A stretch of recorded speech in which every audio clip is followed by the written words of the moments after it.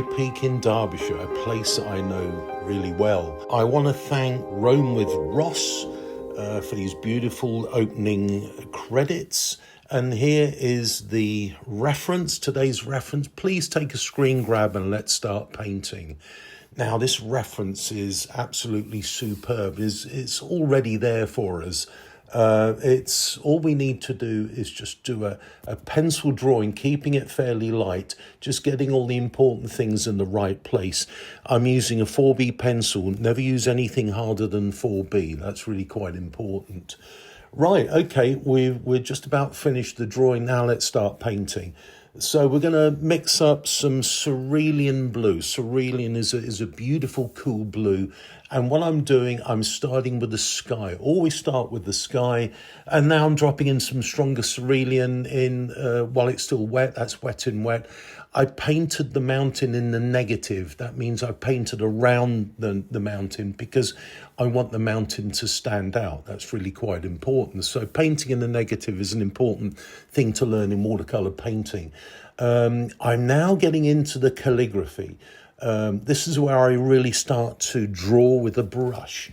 The pencil lines are only there as a guide, but it's the brush strokes that are far more important. I want to capture the distance, and the way I do that is having a light version. And as I come forward, you can see that the strong dark browns are much stronger as I come forward. I'm using sepia here. You must have sepia as a colour in your tin.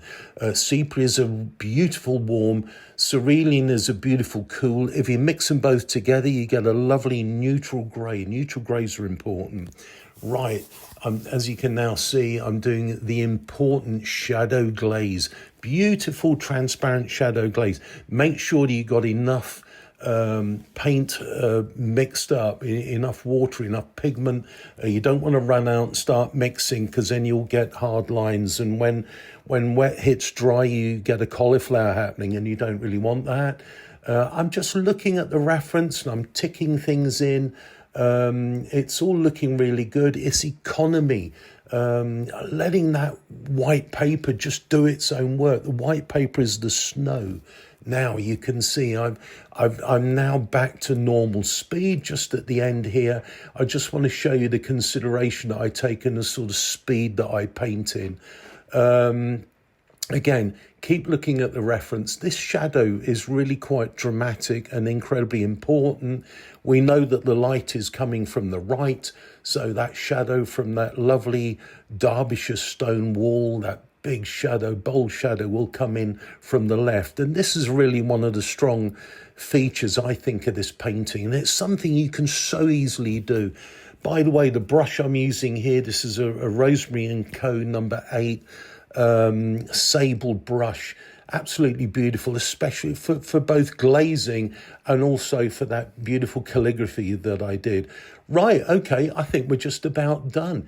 It's easy, it's simple. I'm sure you can paint this. And here it is. This is the finished thing. Please give it a go, and please subscribe to my YouTube channel.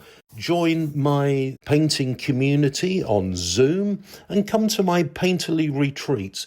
More information can be found on my website, which is frankwatercolours.com.